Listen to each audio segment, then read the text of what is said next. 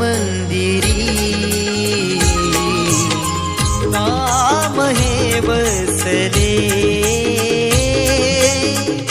भावरूपी अंतरी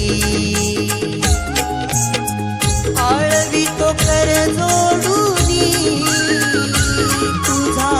हार देखाल्यावरी वरिशान येतो घरी सोहळा रंगणार भक्ता घरी ढोल सनईच्या सुरात नाचवीन सानेवरी लक्ष्मीच्या पावलानी येशील तू घरोघरी ओढशी मजाची रुजली आज काळजावरी देवा तुझ्या पालखीला